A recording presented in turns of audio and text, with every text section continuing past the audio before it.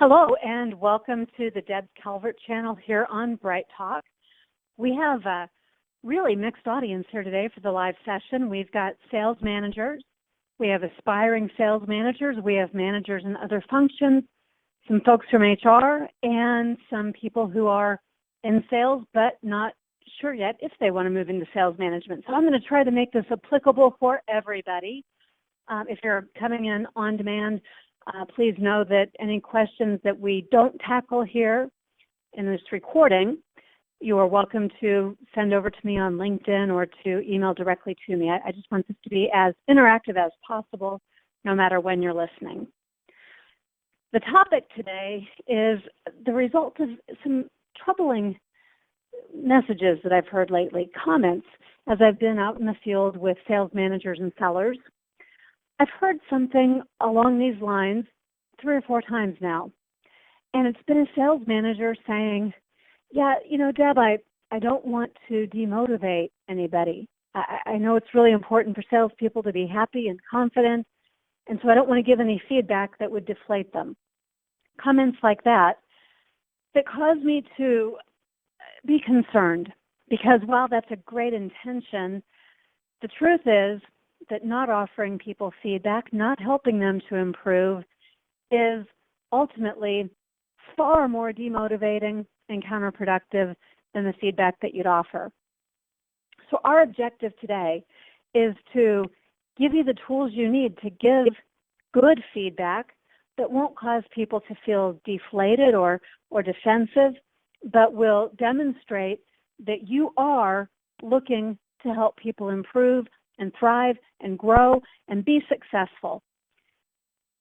We're also going to talk about how you can get comfortable inviting feedback and how you can acknowledge and accept feedback and put into practice what you hear. In fact, we're going to start there, getting you an appreciation for receiving feedback, because I just want to dial you into that place where you can then empathize and think about it from the other perspective.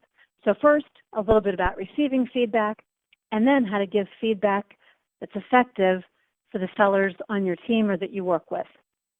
Now, everything that we're going to be talking about today could apply to positive feedback as well as constructive feedback, but I'm going to pretty much use examples that are more about the feedback that others view as negative, because that's frankly what we all worry about more than anything else. Thanks for everyone who's joining me. By the way, I am Deb Calvert. I want to tell you just a little bit about BrightTALK if you've never been here before. There is a tab that you're going to want to notice. It's called Attachments and Links.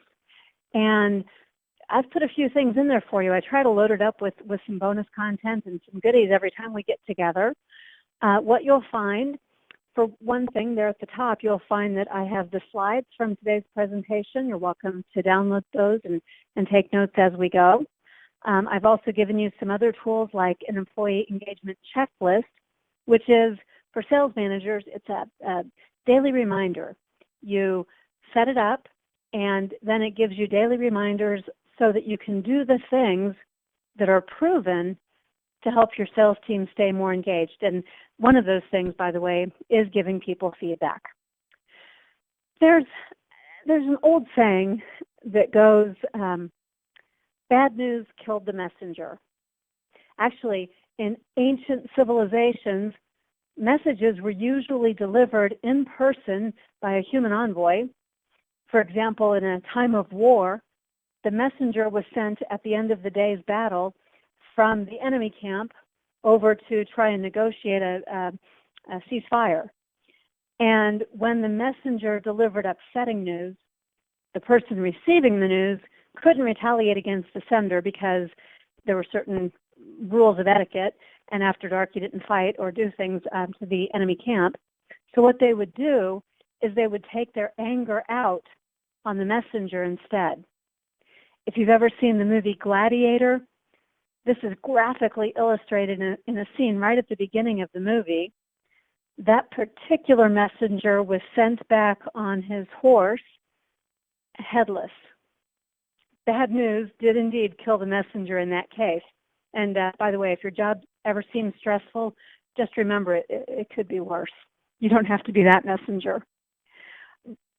But here's the thing. Sometimes we do the same thing. We blame the media for reporting bad news, or we lash out at the bearer of bad news because they're just a convenient target for us. We forget that it might not be easy for them to deliver the bad news. So maybe we ought to step back instead and think about their intention. If they're trying to help us, if they're trying to preserve open communication with us, then we ought to be able to open ourselves up differently to hear what they have to offer. Let me give you a metaphor. Let's say I have a pain somewhere in my body, and that pain, that's a signal to me that something is wrong. I can ignore it, but if I do, the pain will only get worse, and it will cause greater complications. Or I could pay attention to that signal, and I could seek a way to heal the pain and recover and get back on track. See, hearing and responding to feedback is no different. The diagnosis and the work to find and implement a cure, it might not be entirely pleasant, but it sure does feel good to get healed and back on track. Now, I'm going to toggle, as I said, between giving feedback and receiving feedback. Let me spend just a moment talking about why, if you are in a management role, it's so important to give feedback. What you see on screen, these are the top 4 reasons that people leave a job. This includes salespeople. And you'll notice that pay is not on the list. It's number 5.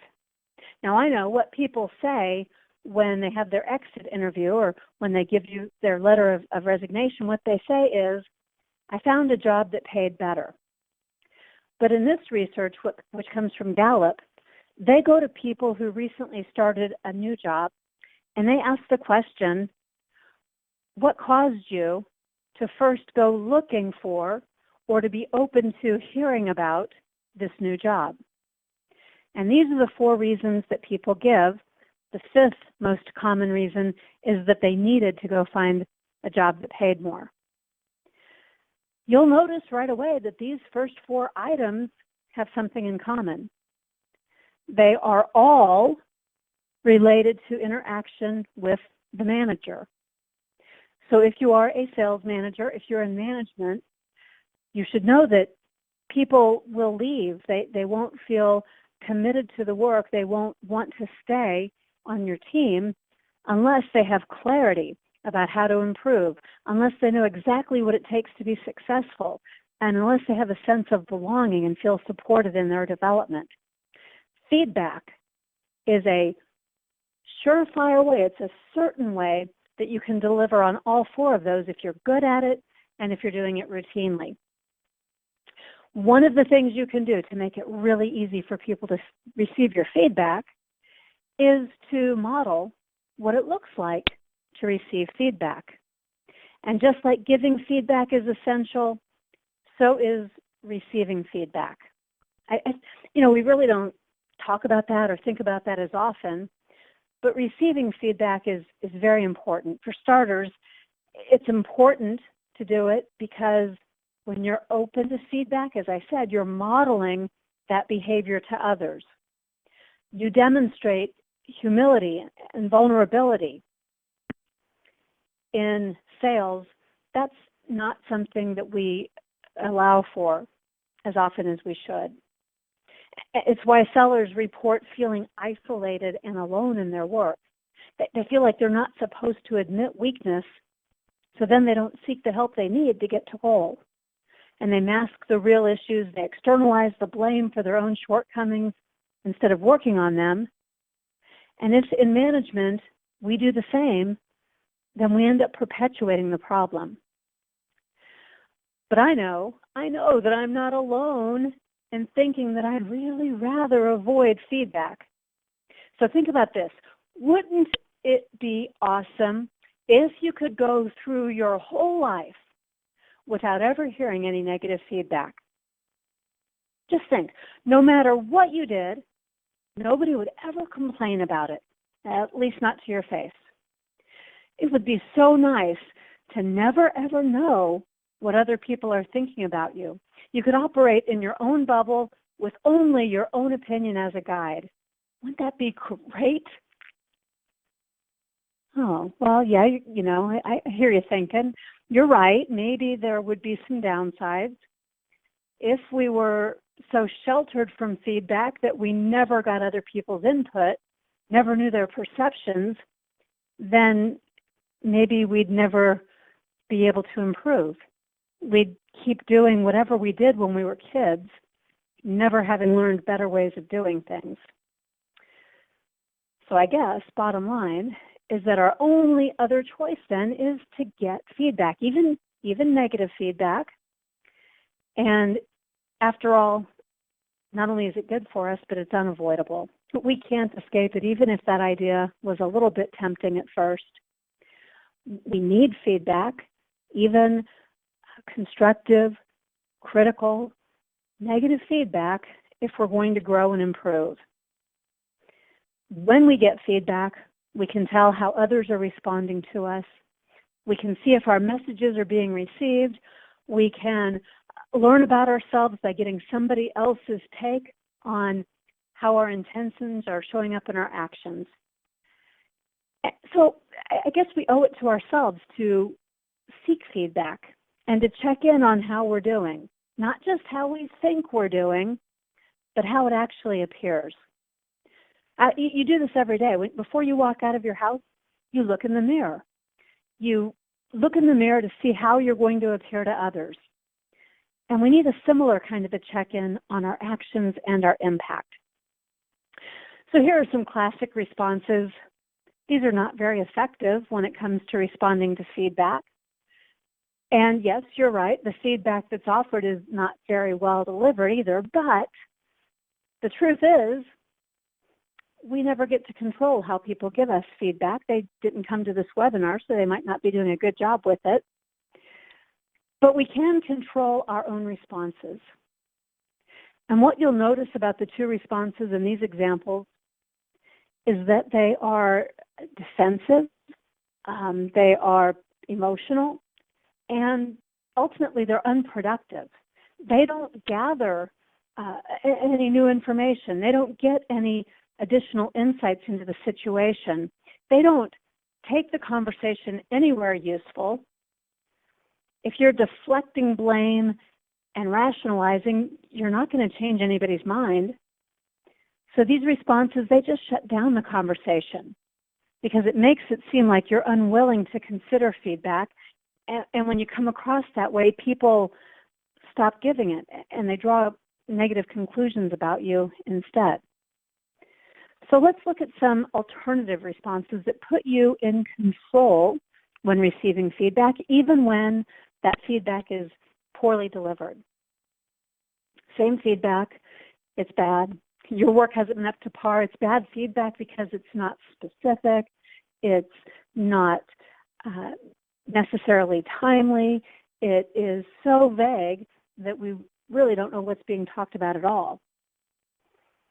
But this time, the responses have been deliberately crafted by the respondent so that he or she can get what they need before deciding how to respond. So take a look at the first one. In a moment when there's a lot going on, maybe it is the dentist appointment, the issue with IT, and Frank's tardiness in getting the reports over, maybe it's useful to acknowledge that the perception is valid. And that's okay. We can just, if we already know what's up, we can just acknowledge it, and then it diffuses the whole situation. Or maybe take a look at the second example. Please give me some examples. We would use something like that when we have no idea what's really going on. What is it that the other person is talking about? Before having an emotional discharge, we just are going to gather information. Let me find out what it is that they're referring to. Give me some examples so I know what we're talking about. The third one, another time where you might want to disarm the situation and maybe you know that your work's been subpar. Well, dismissing that reality, that's not going to serve you well. Denying it isn't going to help. So just admitting it proactively and offering to make changes when you mean it, when you are authentically meaning it, that is, that's a powerful way to take tension out of the situation, to show accountability and demonstrate credibility, and then you reclaim control of the situation. And one more example there on the right-hand side, here again, when you're perhaps frustrated. You don't need examples, but you do need support. Maybe you've already tried a variety of ways to get through a tough time. So here's a way to make something more productive out of the feedback, something that can get you over the hurdle by asking that person who gives the feedback to partner with you and give you some needed support. What these kinds of responses have in common is that they set aside the emotional response and opt instead for one that's effective. And I don't mean that, please don't misunderstand. I do not mean that to deny your emotions or the righteousness of them. This is just about first prioritizing your need to get more information, to have more impact, and to have some forward motion rather than it being the emotions alone. Now, I do want to talk about the emotions just a little bit more because, well, we're human. And when we hear criticism, these are the most natural human responses. All of them are understandable. All of them are simply part of being human. All of them could be happening under the surface even when they're not expressed outwardly. At the very same time, none of them are effective in personal development. None of them will help you to make improvements or to gather information to understand other people's perceptions or to model to your sales professionals what you'd like to see them doing when you give them feedback. Now, these are all emotion-based. And what triggers the emotion is the fact that there could be some underlying truth or potential truth in what someone called to our attention. So if we can just pause long enough to try and understand that the nugget of truth that could be helpful, well, then we can decide later if emotions are appropriate to the situation. Now, criticism stings, and our automatic response is pain. A single word of criticism can drum up a lifetime of similar criticism, including self-criticism. So that's why we tend to avoid feedback. And when you give feedback to your sales professionals, this is why they are defensively responding, or it's why you are choosing not to give them the feedback because you don't want to hurt anyone. Some people, to avoid criticism, they will respond by being overly defensive. They're going to try and justify or minimize the situation. They might even counterattack, or maybe these are things that you do. For others, the criticism gets magnified with a whole lot of self-condemnation. They're adding that to the actual criticism. They're magnifying it and making it bigger than it was intended. And some people do both. They minimize outwardly and they maximize inwardly. Some folks shift blame. They try to completely externalize the criticism. They deny responsibility, they deflect it. And when we do that, what we think we're making ourselves look better. But heads up, if you are in management, you will be viewed as having limited potential to lead if you can't accept responsibility. What you're really saying when you shift the blame is that you're not in control of the situation. And that just reveals limitations to your effectiveness. So we've got to separate these things out. We've got to separate out the pain of criticism and a healthy interest in self-improvement. To do that, you have to draw out the part of the criticism that's constructive, the part of it that gives you an opportunity to do something differently, better going forward. When you say, I'd like to understand your perspective better, please give me some examples. That will help you suss out the part of the criticism that's going to be useful. And you'll get much more than if you reacted with something like an explosive, well, what are you talking about? I never do that. But this is hard to do because it means pausing, getting control, and deciding deliberately whether you want to be emotional or whether you want to be effective. Now, I don't mean that your emotions are needing to be sidelined completely. I'm just asking you to think about ways that you get to be in control of them. What I'm describing is a willingness to fully hear and understand the feedback that someone is offering to you.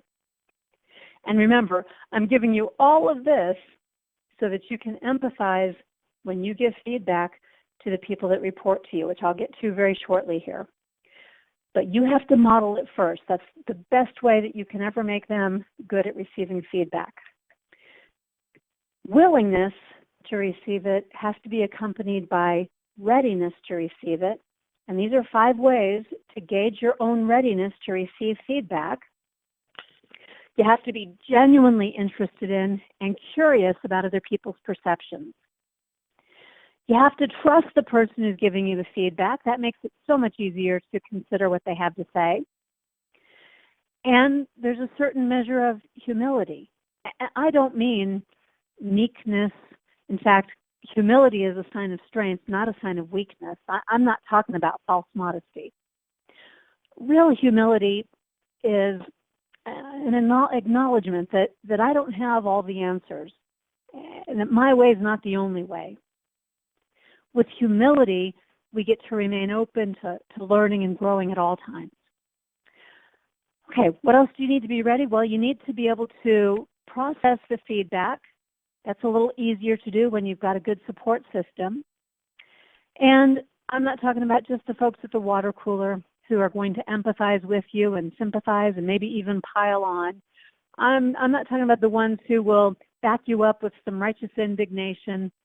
I'm talking about the ones who are going to help you to sort it out and to make the most of it. And of course, all of this, as we just said, it requires the ability to control your emotions.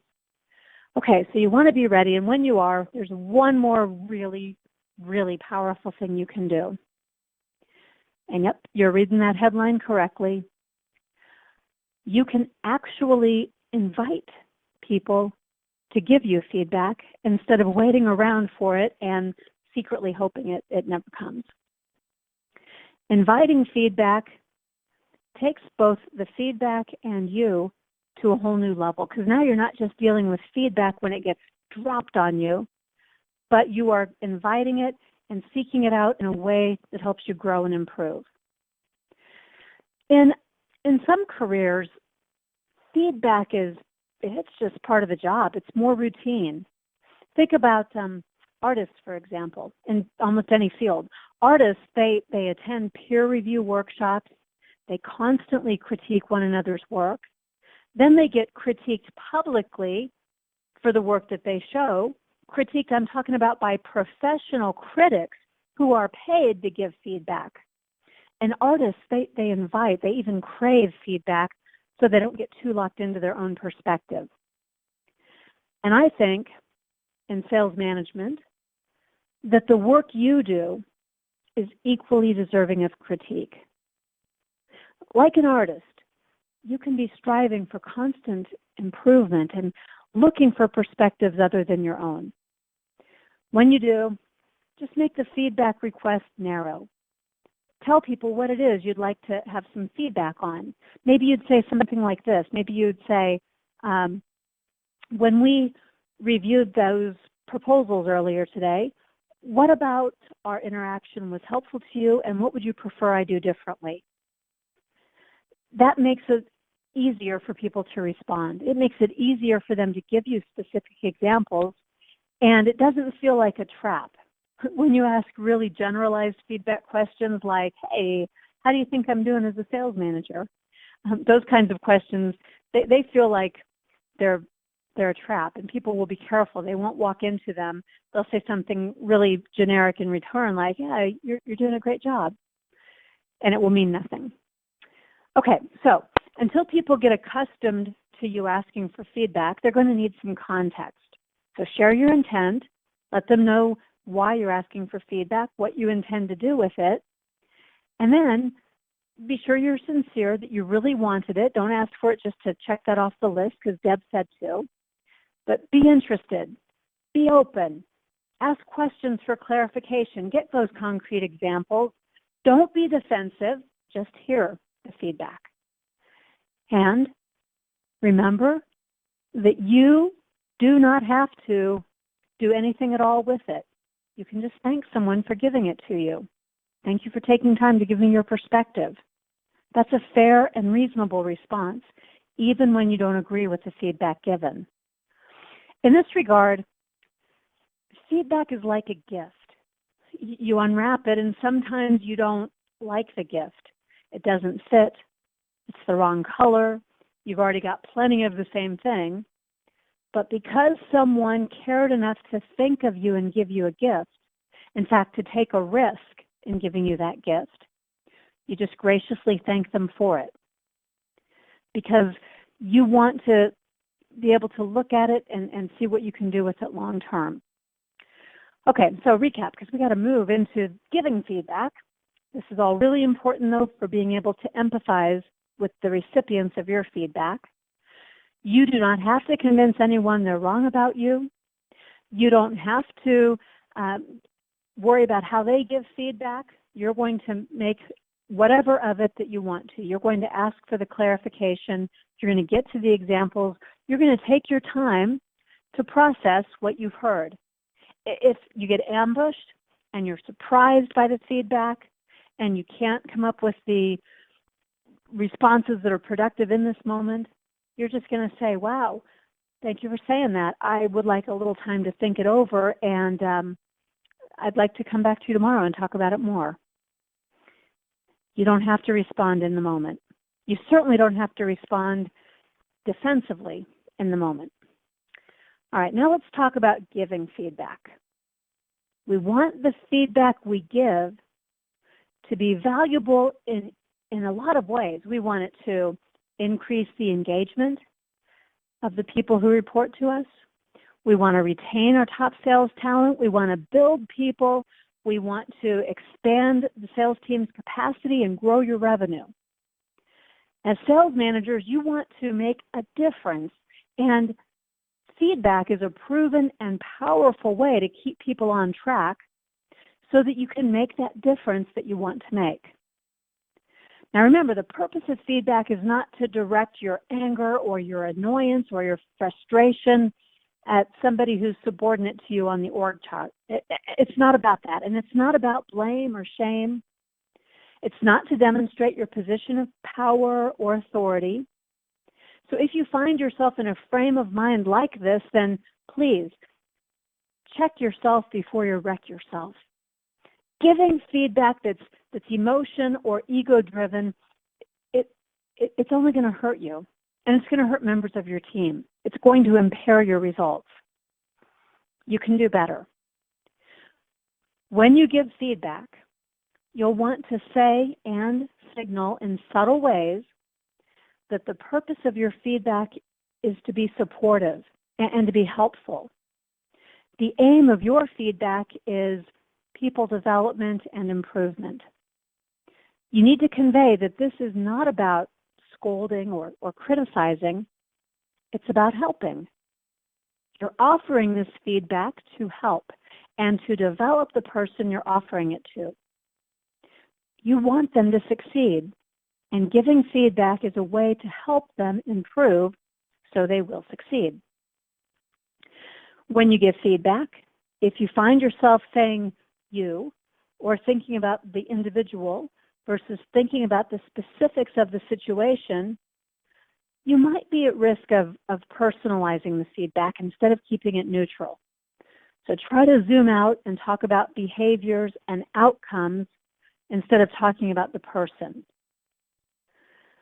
Now, I hope you're going to join me next month. We're not done yet, but I just want to point out that we're going to build on this next topic in the webinar that's coming in April. It's all about candid conversations, and it will take this topic even farther.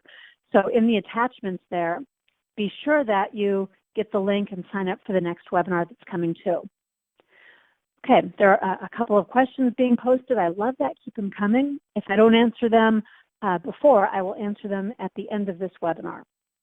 Okay, back to what you see on screen, being timely. When you give feedback, yes, please, as often as possible, do it in a timely manner while the situation is still fresh in everyone's mind. Talk about things quickly so that the mistake isn't made over and over again. And when you're timely, it also makes it easier to focus on that issue with some specific details about behaviors and outcomes so you're not personalizing. And finally, as you focus on the issue, I really, really strongly advise you to try to focus on one issue at a time. Pick the one you really need to give feedback about. Otherwise, you risk letting the main idea get lost. Being specific and narrow and singular in your focus will increase the likelihood of some change occurring. Okay, now, because you're also going to be accepting and inviting feedback more routinely, on your team, this is going to change how feedback is perceived. What you model in receiving feedback, plus following all of these guidelines for how you deliver feedback, it's going to reframe how your team feels about it. This is a culture shift to a people-building emphasis. The place to give feedback is ideally in a one-to-one meeting. There's an attachment about that too. So if you don't already have one-to-one meetings, here's one more reason why those are a good idea. What you're looking to do as you reframe feedback is getting everyone on the team to see feedback as something that's helpful, something we do for each other, something that no one is immune to. It goes up, down, across, diagonal, horizontal, every which way throughout the organization. And it's like that because that's how the entire team thrives and grows. And everybody helps every other person to continually develop. Now, what I'd like to do next is give you a model. It's a really simple model. But this is a model for giving feedback. It applies for positive feedback as well as negative or constructive feedback. And so I'll give you a few examples as we look at this. This is tried and true. It works. This works whether you are doing some field coaching, whether you're doing a one-to-one or an annual review, or you have something happening in the moment. It works in all different situations, so long as you follow all three of the guidelines. This is the 3W feedback model. The first W stands for what? What is the starting point? And this one is the one that keeps you neutral and specific. It's the one that takes the tendency to personalize out of this, and it causes people not to react defensively when you first say, what is the situation? What is it that you've personally observed? One narrow thing, one specific situation, and you give those specifics in a timely manner. You outline the what. Right behind that, there's not conversation here. You're going to deliver all three W's right together. The second W is why. This is the one that gets left out most often. The why is where you describe the impact of the situation that you just described. And if there is no real impact, that's your clue that this is some feedback that maybe you don't need to deliver. If there's no impact, this is probably just a pet peeve or some ruffled feathers more than it is a constructive and supportive feedback that you're about to give. Impact. The reason why you're offering the feedback pertains to the impact for the team or on the customer or the results on personal development of that individual. The reason to include why is that people are more responsive.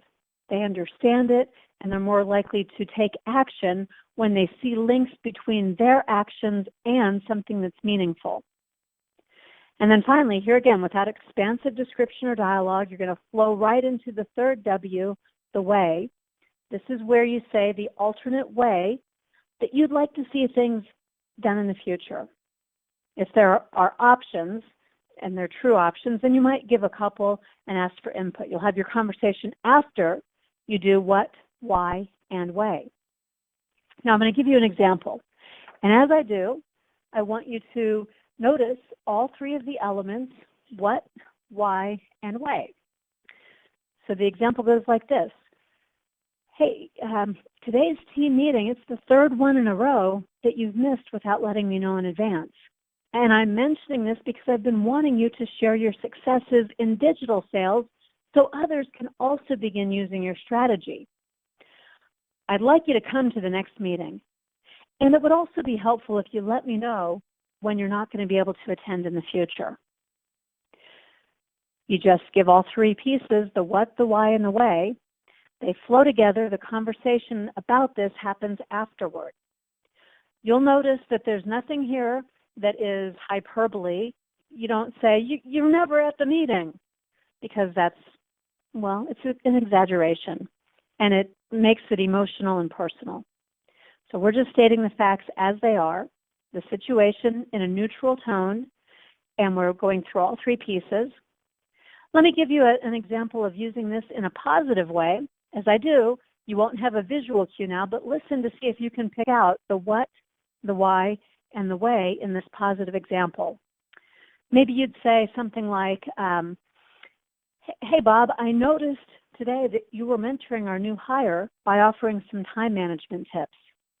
I think this is extremely helpful, as we often see new hires struggling to fit all we do here into a logical sequence. You've quite likely accelerated our new hires' path to success by taking time today to offer your advice. In the future, I hope you'll do that with the other new hires too. And please know that I appreciate your team support very much. So there are your three W's.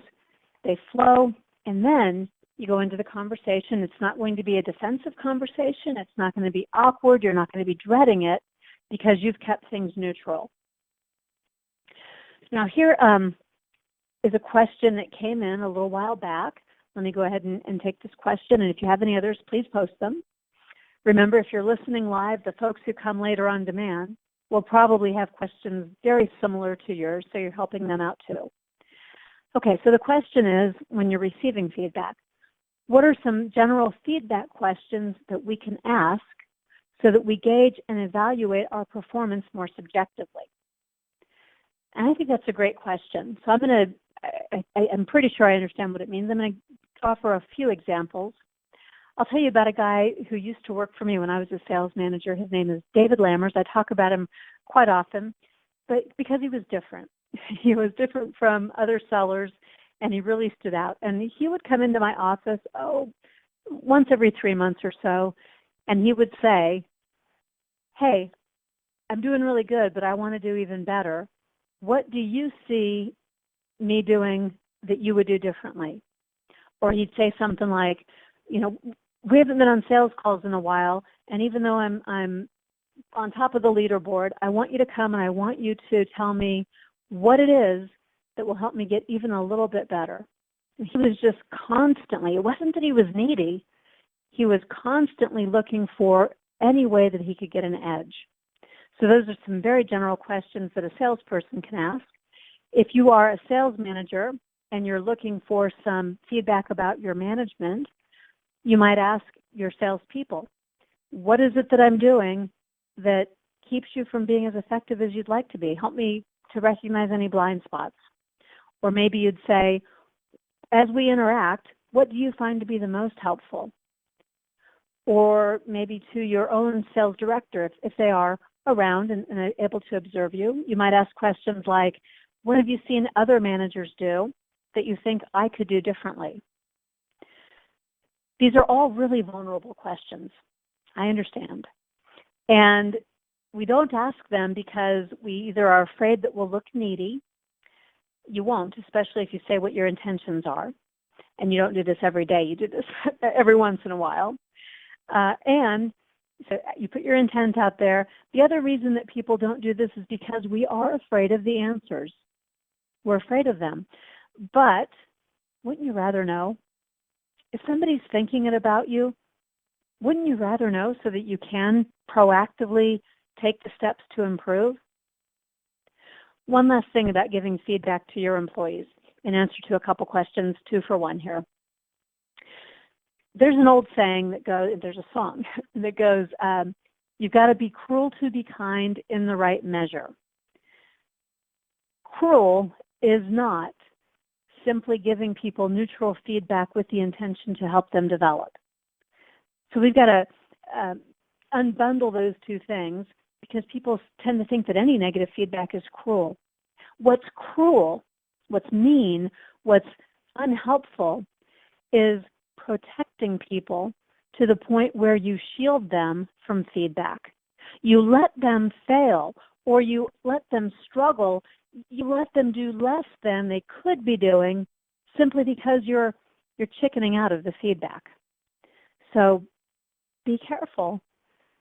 Know that your feedback, especially if it's driven by your good intentions, is going to help people to improve. It's going to help people get the results that you all want to get, and to be able to continue to grow and develop in their career too. Okay, I want to thank you for tuning in today. We covered a whole lot there. When we get back together next month, we're going to do that work I mentioned about candid conversations. We're going to keep working. If you're sticking with me through the whole 12-part series this year, we're going to keep working to help you do both parts of your job, managing sales and leading people. They go hand in hand, and the most effective sales managers have mastered both. Don't forget about the attachments. There's one in there for a do-it-yourself e-learning course called Workplace Conversations, and there's several things there that are really, really relevant to people leadership as well as sales management. If you wouldn't mind leaving me a review, I always appreciate those. I'm looking to improve every time we get together too. So be in touch, and thank you very much for coming in today to the Deb Calvert channel on BrightTALK.